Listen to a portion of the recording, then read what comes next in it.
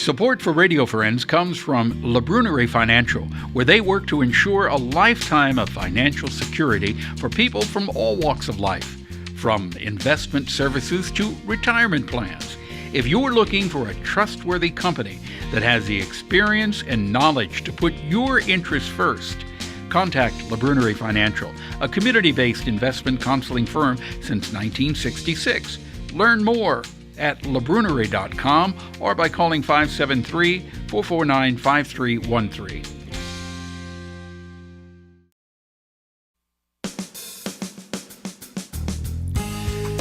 Good morning and welcome to Radio Friends on Monday, January 21st. This is Martin Luther King Day, and JOAN STACK is with us from the State Historical Society. Good to have you here, JOAN. Oh, it's good to be here. And we're going to deal with Martin Luther King Day today.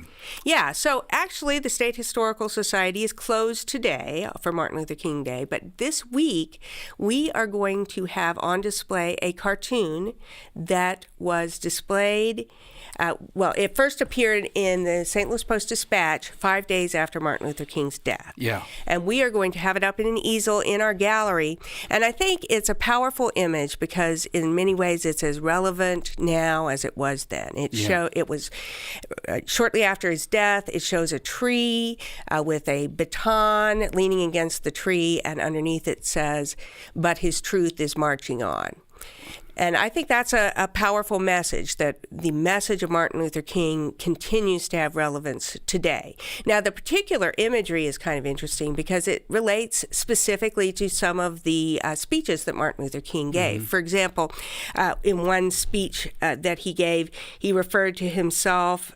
Somebody said, well, how do you want to be remembered? And he said, say that I was a drum major for justice. And so that's why we see that baton, that drum major's baton, leaning against the tree. But it also suggests the idea of Moses and the staff of Moses.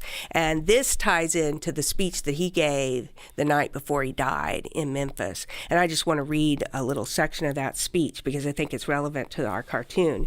Martin Luther King said, "I just want to do God's will, and he's allowed me to go to the mountain, and I've looked over, and I've seen the promised land. I may not get there with you, but I want you to know tonight that we as a people will get to the promised land."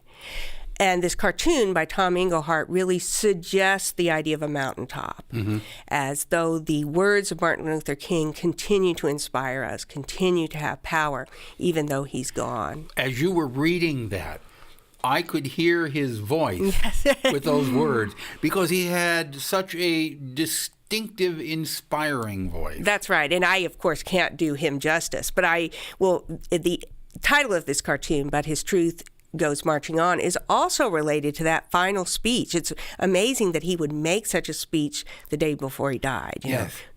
It was almost as if he had some premonition that something was going to happen. Yeah, so it was really powerful, and he ended that speech, and I'm sure you've heard this ending, and I can't do it justice, but he ends with the words from the Battle Hymn of the Republic. "Mine eyes have seen the glory of the coming of the Lord." And so when Tom Engelhardt made this cartoon, he chose another line from the Battle Hymn of the Republic, which connects the whole the civil rights movement with that history of the Civil War and slavery. So by implication, choosing these words from a hymn, a Union hymn during the Civil War, we get that idea, but his truth goes marching on. So the artist is sort of playing with Martin Luther King's words, with the implications of using the Battle Hymn of the Republic. And I think it's a really powerful and interesting image. And it makes us think about what Martin Luther King did and how his legacy continues to inspire us. And, we're still not there. No. We're not at the promised land. But why do you feel that his legacy is as powerful today as it is? It's hard to know. I mean, I think when you see him speak, if you ever are lucky enough to see some of the film of him, he is so inspiring. You can see why he inspired people to action, inspired people, a lot of European Americans to change their minds about how they felt about the civil rights movement. He was just a charismatic, powerful person, so dedicated to his mission and willing to give up his life for it. And I think that's part of his legacy and part of his power. If he were alive today, what do you think, and how do you think he would be accepted in the environment that we have today? It's hard to know. I think he would still, I think he'd still be speaking. He was not deterred by adversary. So clearly I think he would still be working for justice, but I think he'd still be controversial.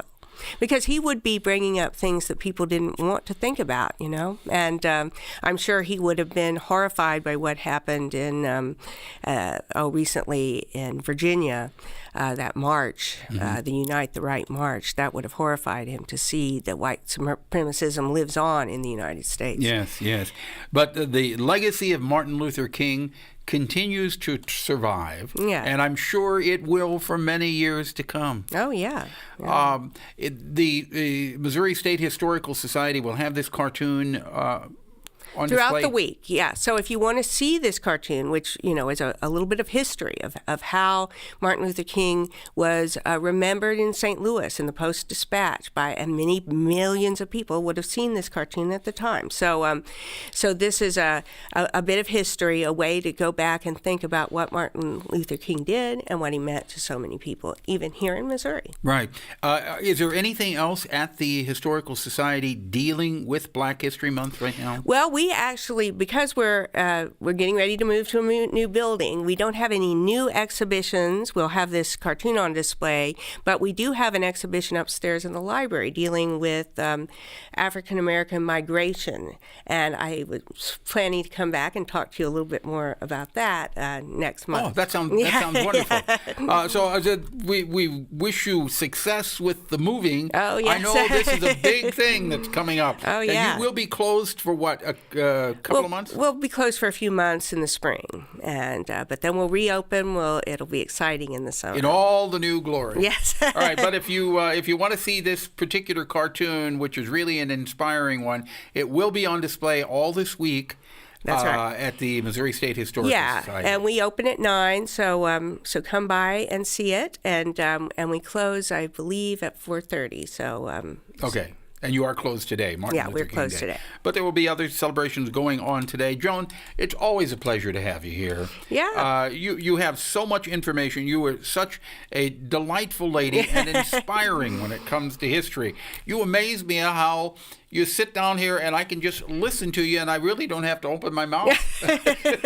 Well, I will remind people that the State Historical Society at the moment is located on the University of Missouri campus in Ellis Library. So we're on the ground floor. So if you're looking for us, we do have the name above our door in Ellis Library. Okay. All right. Thank you so much for coming by. Oh, well, thank you. Out of time for today. But you'll be back here real soon dealing more with Black history, right? If there's something that you would like to hear or see, I would love to hear from you. Just drop me an email. That's pepperp@missouri.edu. And tomorrow we'll be talking about Como Youth Works, okay? And if you're going to be out and about today, be nice to each other. Smile and say hi to that stranger you see on the street. Bye-bye.